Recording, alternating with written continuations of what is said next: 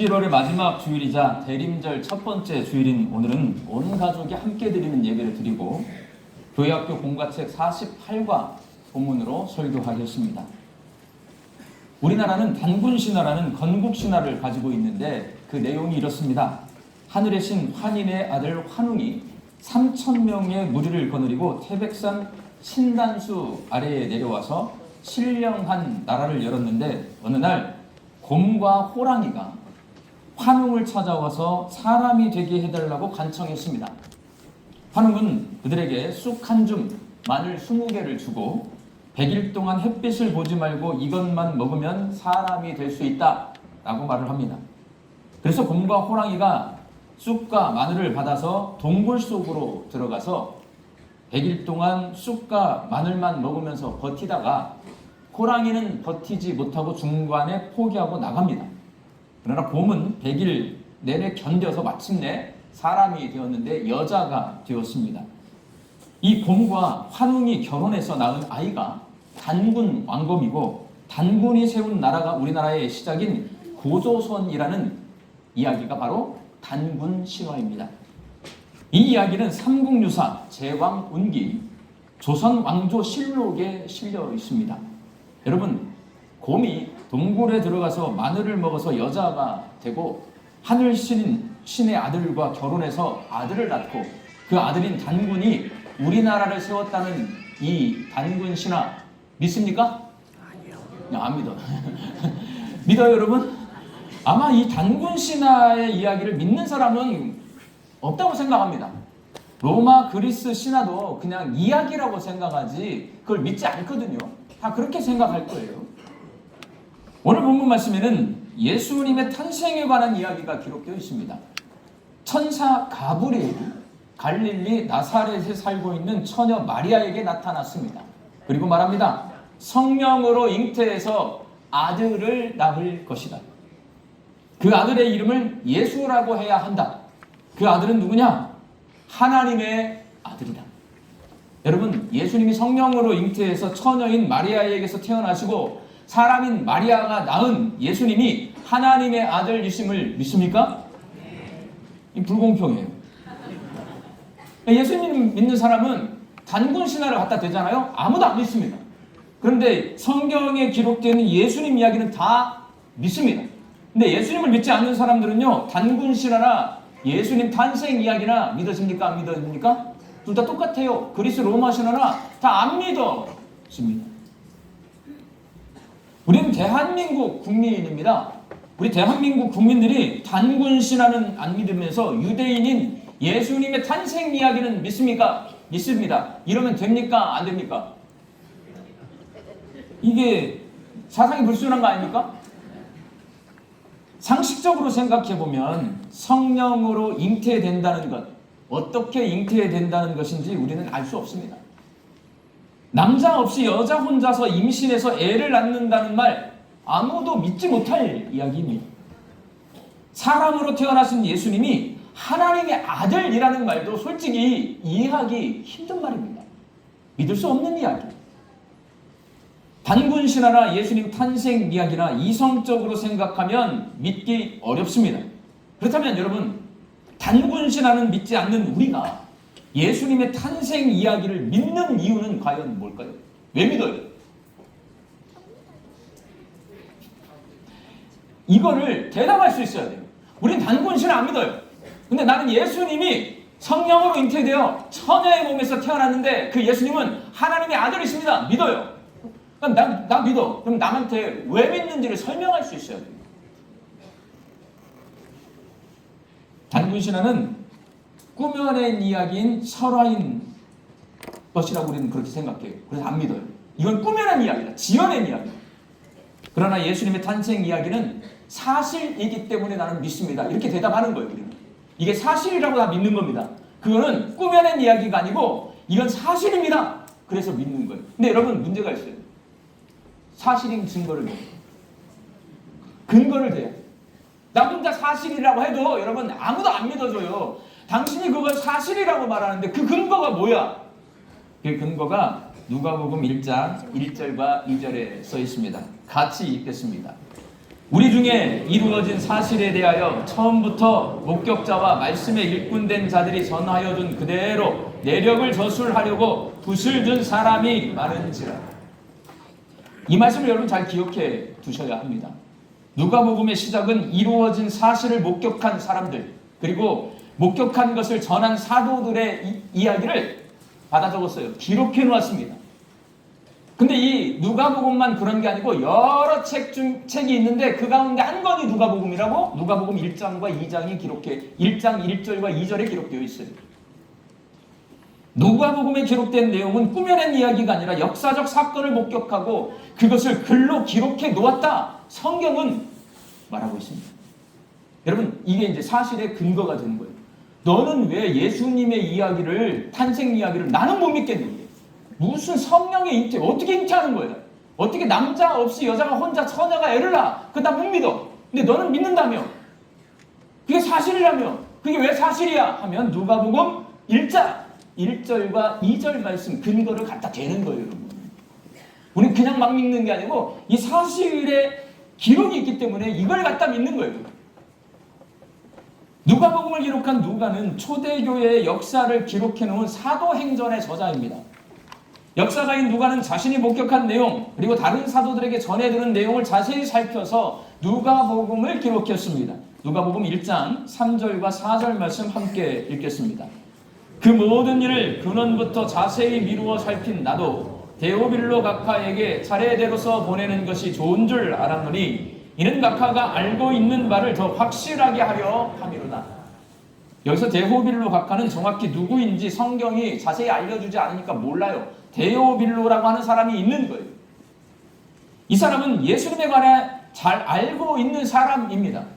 누가는 이 데오빌로가 예수님에 대해서 더 잘 알고 예수님을 확실히 믿을 수 있도록 누가 자신이 목격한 일들, 그리고 사도들에게 전해 들은 이야기를, 근데 그게 꾸며낸 이야기가 아니라 역사적 사실을 기록해서 그것도 순서대로 차례대로 기록해서 데오빌로라고 하는 사람에게 보낸 책이 어떤 책이에요? 누가복음이라고 써놓고 있습니다. 그래서 누가복음은 예수님에 관한 이야기이지만 그것은 꾸며낸 이야기가 아니라 역사적 사실을 기록해 놓은 것입니다. 우리가 단군 신화는 믿지 않지만 예수님의 탄생에 관한 이야기를 믿는 이유는 이 이야기가 사실이기 때문이고, 우리의 믿음은 없는 것을 믿는 미신이나 무조건 믿는 맹신이나 아무렇게나 믿는 광신이 아니라 사실에 근거한 믿음인 확신이라는 겁니다. 누가는 예수님의 탄생에 대해서 이렇게 말하고 있습니다. 하나님이 천사 가브리엘을 갈릴리 나사렛에 살고 있는 마리아에게 보냈습니다. 천사가 마리아에게 찾아왔어요. 여기 앉아 계신 분 가운데 천사 본 사람 있어요? 전 천사를 본 적이 없습니다. 여기 앉아 계신 분 중에 천사 봤으면 벌써 저한테 말했을 텐데 아무도 말을 안 하는 거 보면 아무도 천사를 안 본 거예요. 그래서 천사가 마리아를 찾아갔다는 말 믿기가 어렵습니다. 천사를 우리는 본 적이 없으니까. 천사 가브리엘이 마리아에게 성령으로 잉태되어 아들을 낳게 될 것이라고 고지합니다. 남자 없이 여자 혼자서 임신한다는 말 믿을 사람 없습니다. 성령으로 임신하게 될 것이라는 말 도대체 무슨 말인지 이해하기 어렵습니다. 우리가 성령이 아니기 때문에. 오늘 본문 말씀 속 마리아의 모습 이해도 안 되고요, 믿어지지도 않아요. 이 마리아가 우리랑 똑같은 모습이에요, 여러분. 오늘 본문 29절과 30절 말씀 함께 읽겠습니다. 처녀가 그 말을 듣고 놀라 이런 인사가 어찌함인가 생각하며 천사가 이르되 마리아여 무서워하지 말라 내가 하나님께 은혜를 입었느니라. 랍비들의 전통서인 미시나나 유대인 역사학자 요세푸스의 역사서에 따르면 거기에 기록되어 있는 글이에요. 고대 유대 사회에서 여성이 언제 약혼을 하냐? 12살, 13살 때 약혼을 합니다. 12살, 13살. 그리고 1년 후에 14살 때 보통 결혼을 합니다. 그럼 마리아는 신학자들이 이 문서를 근거로 추정을 해요. 12살에서 14살 사이의 여성일 것이다. 자, 14살이면 어디 다녀요? 중학교 다닙니다. 여기 많이 앉아있어요. 마리아가 중학생인 거예요, 중학생. 중학생인 여자아이가 천사가 나타나서 너 임신하게 될 거야. 자, 천사가 짠 나타나면 깜짝 놀랍니다. 너 임신하게 될 거야. 나 결혼도 안 했는데 무슨 임신이에요? 이해가 안 돼요. 무서워합니다. 그래서 오늘 29절 30절 말씀에 마리아에게 너 놀랐구나. 놀라지 마. 너 두려워하는구나. 무서워하지 마. 천사가 말하고 있는 거예요. 그렇게 놀라고 무서워하고 있는데 가브리엘이 요셉과 정혼한 상태인 마리아에게 요셉의 아들이 아닌 다른 아들을 임신하게 될 것이다 라고 말을 하니까 마리아는 무슨 말인지 이해가 안 돼요. 우리하고 똑같은 거예요. 여러분, 본문 34절 말씀 함께 읽습니다. 마리아가 천사에게 말하되 나는 남자를 알지 못하니 어찌 이 일이 있으리까. 여자인 내가 남자 없이 나 혼자 어떻게 임신할 수 있어요? 그 똑똑한 거예요. 이런 말 할 수 있는 거잖아. 우리는 믿으라고 다 믿어버려. 처녀가 애를 낳아서 아들을 낳았는데 그게 예수님을 다 해버리잖아. 그러니까 문제가 붙는 거예요, 여러분. 마리아처럼 그게 말이 됩니까? 해야 이게 왜 말이 되는지를 가르쳐 주는 거예요, 성경이. 그런데 그걸 안 물어봐. 그럼 안 믿는 겁니다. 그걸 뭐라고 하냐면 맹신이라고 해요. 그걸 광신이라고. 무조건 믿는 거고 내 마음대로 믿는 거예요. 확신은 사실을 근거로 믿는 겁니다. 마리아는 물었어요. 어떻게 남자 없이 내가 아들을 낳을 수가 있습니까? 질문을 했습니다. 결국 누가복음은 이 사건을 통해 이 마리아와 천사 가브리엘의 대화를 통해 이거는 사람에게 있을 수 없는 일이다. 남자 없이 여자 혼자 애를 낳는 거는 사람의 능력으로 안 되는 일이다. 근데 이게 일어나는 거잖아요. 그럼 이게 뭐예요? 그걸 기적이라고 합니다. 예수님이 탄생한 것은 사람의 상식이나 이성으로 판단할 수 있고 이해할 수 있는 일이 아니라 사람의 능력으로 불가능하지만 누구의 능력으로 된 거예요? 하나님의 능력으로 된 거예요. 그게 뭐냐면 기적이라고 하는 거예요. 누가복음은 우리에게 가르쳐 줍니다. 예수님의 탄생은 일상적인 사건이 아니라 기적이다. 본문 37절 말씀을 함께 읽겠습니다. 대저 하나님의 모든 말씀은 능하지 못하심이 없느니라.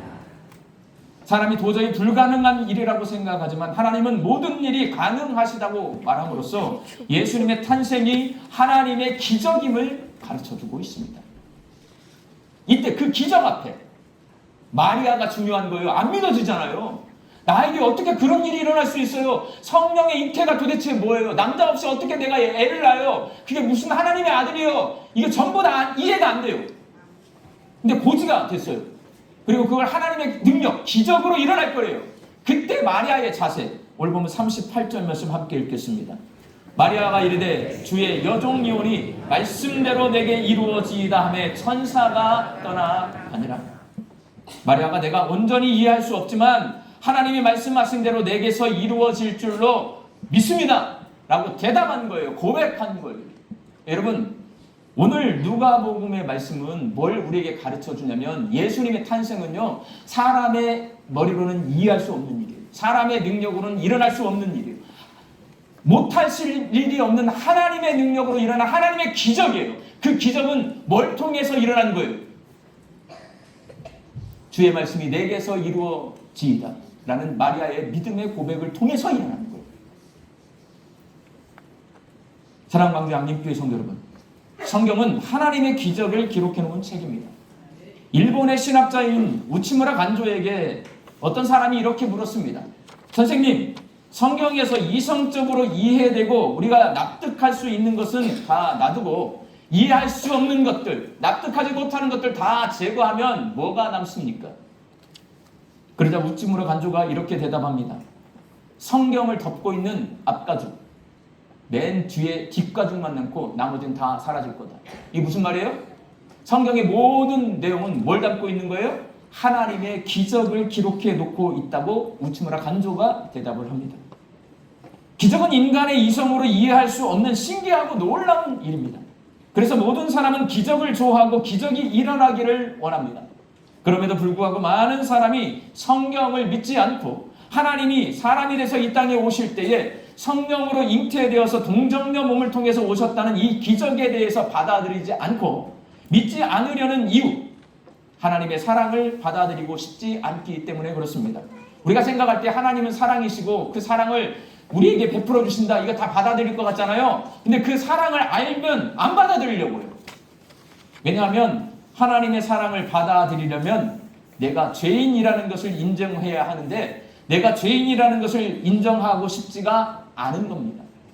그래서 예수님의 탄생 이야기를 받아들이지 않고 사람들이 거부합니다. 예수님을 하나님의 아들이라고 인정하는 사람은요, 내가 죄인이라는 걸 인정하는데 대부분의 사람이 내가 왜 죄인이야? 난 죄인 아니야! 이렇게 거부하기 때문에 성경에 기록되어 있는 예수님 이야기를 거부합니다. 예수님이 성령으로 잉태되어 마리아에게서 태어나신 이유, 우리를 죄에서 구원하시기 위해서입니다. 그래서 예수님께서 이 땅에 오셨다는 것을 기뻐할 수 있는 사람, 내가 죄인인 것을 알고 그것을 인정하는 사람입니다. 죄는 하나님이 주인이신데 내가 주인 되는 것입니다. 내 삶의 주인이 나고 내 인생의 주인이 나라는 자기 중심성, 이거 죄입니다. 세상에서는 당연한 거예요. 내 인생 내 거잖아요. 내가 세상의 주인공인 거잖아요. 세상에 이게 당연해. 근데 성경은 뭐라고 하냐면 너 주인공 아니야. 네 인생 네 거 아니야. 네 인생 하나님의 것이에요. 세상의 주인은 하나님이셔. 이걸 말해요. 대부분의 인간은 이걸 거절합니다. 왜 하나님? 내 눈에 보이지도 않는, 나에게 말씀 한마디도 해주지 못하는, 손에 만져지지도 않는, 없을 것 같은 하나님이 무슨 주인이야? 내가 주인이지. 내 삶의 주인이 나고 내 인생의 주인이 나라는 자기 중심성, 죄입니다. 이 자기 중심성의 결과가 뭐냐? 미움과 분열입니다. 야, 내가 주인이에요. 근데 부모님이 자꾸 주인이려고 해요. 어렸을 땐 몰라요. 근데 언제 알아요? 내 인생 내 거 같은데 엄마가 자꾸 학원 가라고 그러고 나보고 뭐 되라고 하니까 이제 불만이 생겨요. 사춘기 때 싸움이 일어납니다. 자기 중심성은 부모와 자녀 간에, 부부 간에, 친구와 이웃 간에, 성도 간에, 하나님과 나 사이의 관계를 깨트립니다. 서로 미워하고 싫어하고 혐오하고 다투게 만듭니다. 이게 자기 중심성 죄예요. 세상에 자기 힘으로 이 죄에서 벗어날 수 있는 사람 아무도 없고 사람이 자기 중심성에서 벗어날 수 있는 방법 없습니다. 성경은 가르쳐줍니다. 사람을 자기 중심성에서 죄에서 구원해 주실 유일한 분 누구세요? 예수님이시에요. 예수님을 통해서만 하나님이 세상의 주인이라는 것을 깨달아 알 수 있다는 거예요. 그래서 내가 죄인이라고 하는 사실을 인정하는 사람만이 하나님의 아들이신 예수님이 성령으로 잉태되어 사람의 몸을 입고 이 땅에 오신 이 기적을 믿을 수 있습니다. 그 기적을 믿는 사람은 이 기적을 믿게 됩니다. 자, 예수님이 성령으로 잉태되어서 동정녀 마리아에게 태어나서 이 땅에 오신 하나님의 아들이시고 그분이 이 땅에 오신 이유는 내 죄를 용서해 주시기 위해서고 그 예수님이 내 죄를 용서해 주셨음을 내가 믿습니다 하잖아요. 거기서 끝나지 않아요. 이 말씀을 믿는 거예요. 고린도후서 5장 17절 말씀 함께 읽겠습니다. 그런즉 누구든지 그리스도 안에 있으면 새로운 피조물이라 이전 것은 지나갔으니 보라 새 것이 되었도다. 예수님이 이 땅에 오셔서 나의 죄를 사해 주시고 나를 구원에 이르게 해 주셨다. 이걸 믿는 사람은요, 누구든지 예수님 안에 있으면 새로운 피조물이라 이전 것은 지나갔으니 보라 새 것이 되었도다. 이 말씀도 믿습니다. 새롭게 변화되는 거예요. 근데 한국의 교인들을 보면 오래 같이 살다 보면 우리 목사님 안 변해, 우리 장로님들 안 변해, 저 권사님 안 변해, 내 아들 안 변해, 내 남편 안 변해, 안 변한다는 거예요. 그럼 예수님 믿는 거예요, 안 믿는 거예요? 웃기는 게 예수님이 처녀의 몸에서 태어난 말도 안 되는 소리 믿어. 왜? 내가 그래야 구원 받으니까. 그런데 내가 예수님 안에서 새 사람 될 거라는 건 안 믿어요. 그건 믿는 게 아니에요. 믿음은 끝까지 믿으셔야 돼요. 예수님이 하나님의 아들로 이 땅에 오셔서 나의 죄를 용서해 주셨습니다. 그 일이 내게서, 하나님의 말씀이 내게서 이루어지다. 마리아의 고백으로 그게 일어나잖아요. 그러면 나는 새 사람이 됩니다. 이게 성경이 말씀하는 거예요. 안 변해요. 사람 안 변해요. 그거는 안 믿는 거예요. 그거는. 그럼 예수님 앞에 가서 따져봐야 돼. 너는 내 말은 반절만 믿고 반절을 안 믿네. 그러면 나는 솔직히 목사로서 그런 믿음을 가진 성도들 구원 받았는지 안 받았는지 내가 확신해 줄 수 없어요. 예수님을 믿으면 사람은 변합니다. 새로운 피조물이 됩니다. 그걸 믿어야 되는 거예요. 어떻게 믿을 수 있어요? 마리아처럼 믿으셔야 돼요. 이해가 안 되지만 하나님의 말씀이 내게서 이루어지리라 라고 믿음으로 고백할 때 하나님의 기적을 보게 되는 겁니다. 예수님이 이 땅에 온 성탄은요, 하나님의 기적이에요. 내가 죄인이었던 내가 거룩한 하나님의 자녀가 된 것도 하나님의 기적입니다. 기적은 뭘로 경험하냐? 믿음으로 경험합니다. 믿음은 뭐냐? 하나님의 말씀이 내게서 이루어지이다 라는 고백이 믿음인 거예요, 여러분. 그 믿음을 가지고 살 때에 우리가 이 성탄절을 예수님을 맞이할 준비를 하며 맞이할 수가 있습니다. 오늘 본문 38절 말씀 다시 한번 함께 읽겠습니다.